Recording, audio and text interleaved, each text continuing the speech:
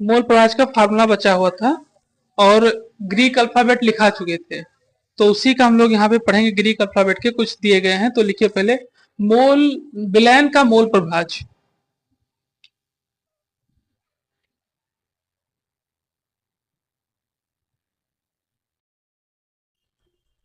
विलयन का मोल प्रभाज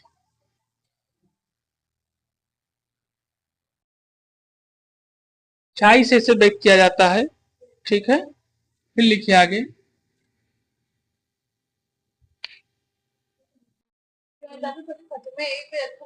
यहाँ पे हम लोग देखेंगे, ठीक है, जो कि फार्मूला बचा हुआ था हम लोग का किसका, मोल प्रभाज का। ठीक है, तो बताया गया है विलयन का मोल प्रभाज जिसको झाई वन से या झाई से व्यक्त किया जाता है, तो उसमें फार्मूला क्या होगा, पहला विलय के मोलों की संख्या बटे विलय के मोलों की संख्या प्लस विलायक के मोलों की संख्या। ठीक है, फिर उसका दूसरा फार्मूला विलायक का मोल प्रभाज बराबर विलायक की मोल संख्या बटे विलय की मोल संख्या प्लस विलायक के मोलों की संख्या।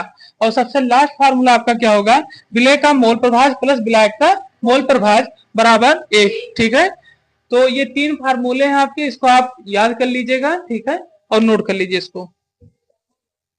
चलिए,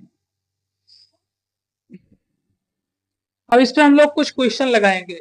ठीक है, जिसमें क्वेश्चन कौन कौन से आपके दिए जाएंगे। पहले आपका क्वेश्चन रहेगा इसका, हाँ, नॉर्मलता का, फिर फॉर्मलता, फिर मोललता, फिर मोलरता पर। ठीक है, तो एक एक टॉपिक कवर करते हुए हम लोग क्या करेंगे, सवाल क्वेश्चन को हल करेंगे। ठीक है, चलिए शुरू करते हैं।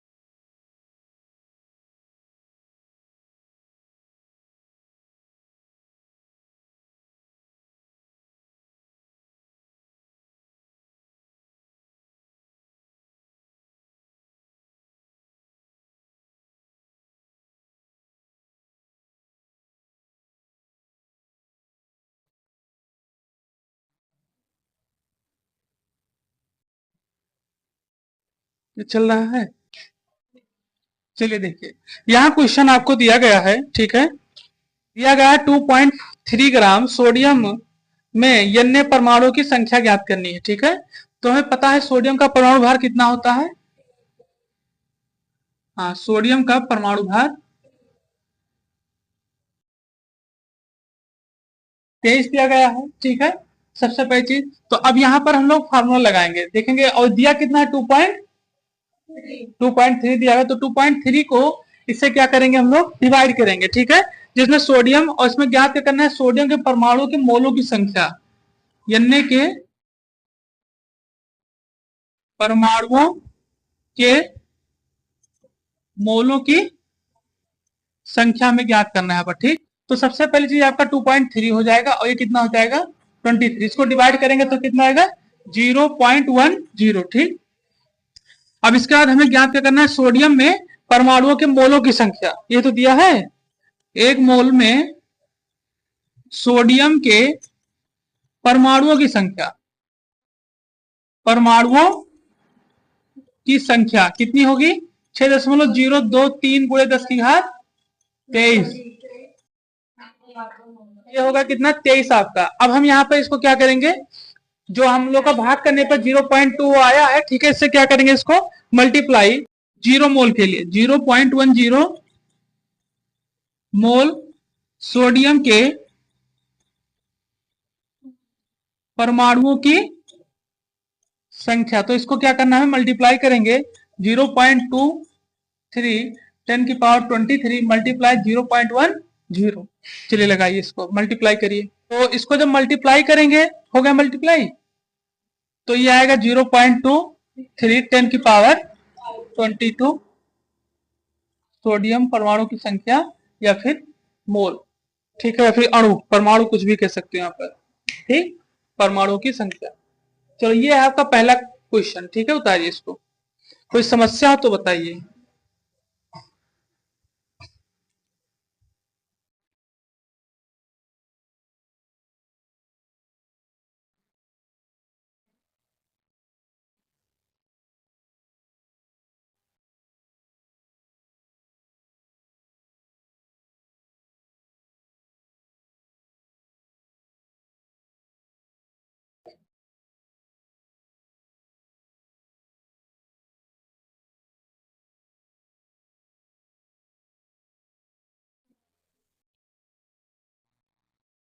हो गया।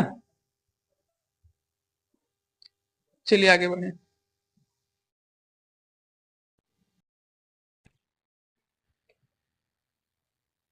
ये लाइट जल रही है, सब चल रहा है, सब सही सर। देखिए चल रहा है, ज्ञान है, सही है सब। अब इसको हम लोग समझेंगे। यहाँ क्वेश्चन आपको दिया गया था कि 0.584 ग्राम NaCl में Cl आयनों की संख्या कितनी होगी, ठीक है। तो सबसे पहली चीज NaCl का सूत्र भार निकालेंगे। सूत्र भार हमने आपको बता दिया था, ठीक। सूत्र भार वो होता है जैसे कि दो प्रोडक्ट अगर दिया गया हो, जैसे मान लीजिए H2O है या फिर NaCl है, तो जब दो प्रोडक्ट दिया जाता है तो उसी के हमें सूत्र भार निकालना पड़ता है कि कितने कितने ग्राम के ये हैं। और इनके ग्राम मतलब क्या है, इनके परमाणु भार, ठीक है। एक परमाणु क्रमांक होता है, क्या होता है, परमाणु भार। तो ये आपका परमाणु भार, इसे क्या करने हैं, हमें निकालने हैं और फिर उसके बाद इसको क्या करना, ऐड करना है। और दोनों के जब तत्वों के परमाणु भार को जोड़ दिया जाएगा तो आपका क्या निकल कर आएगा, सूत्र भार। तो यानी हमें पता चला NaCl का सूत्र भार कितना होता है, 58.45, ठीक है। फिर दिया गया NaCl का मोलर द्रव्यमान, और जो आपका सूत्र भार होगा वही क्या होगा, आपका मोलर द्रव्यमान। और किसमें होगा, ग्राम प्रति मोल में, ग्राम प्रति मोल, ठीक। अब NaCl के मोलों की संख्या निकालेंगे।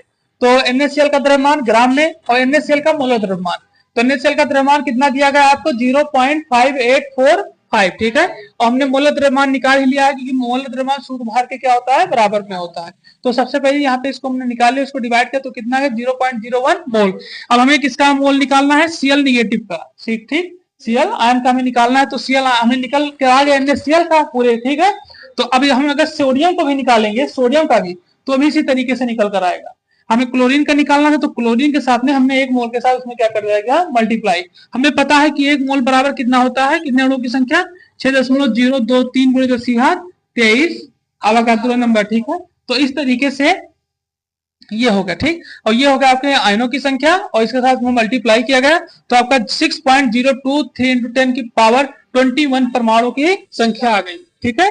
ये चीज बताया जाता है, वो आयन पूछा था यहाँ पर क्वेश्चन में आपसे, आयन पूछा गया तो क्या हो जाएगी, आयनों की संख्या, परमाणु की नहीं, आयनों की संख्या पूछी गई थी। तो यहाँ पर Cl निगेटिव आयनों की संख्या कितनी हो जाएगी, 6.023 10 की पावर 21, ठीक। तो ये इस तरीके से आपका क्वेश्चन लगेगा, ठीक है। चलिए उतारिए।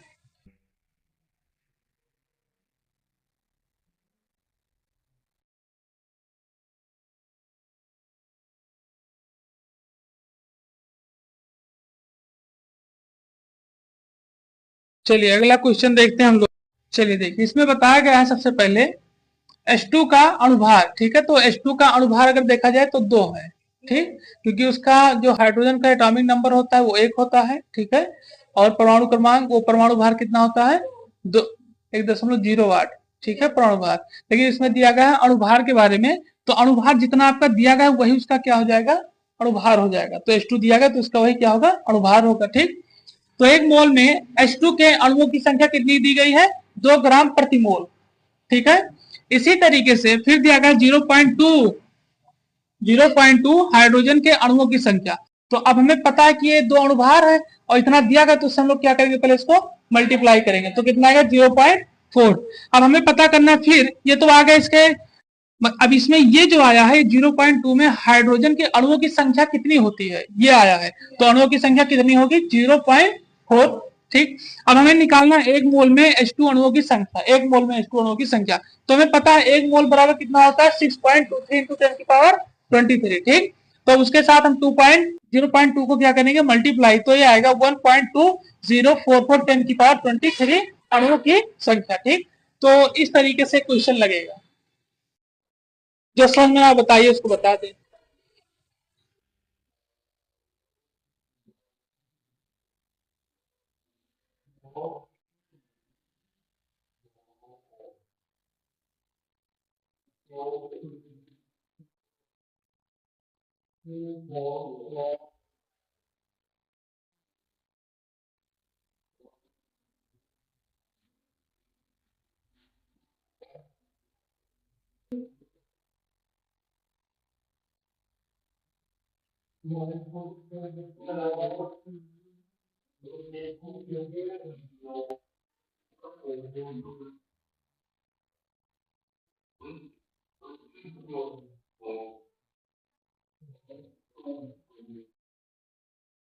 अभी लेक्चर आपका समाप्त होता है, ठीक है।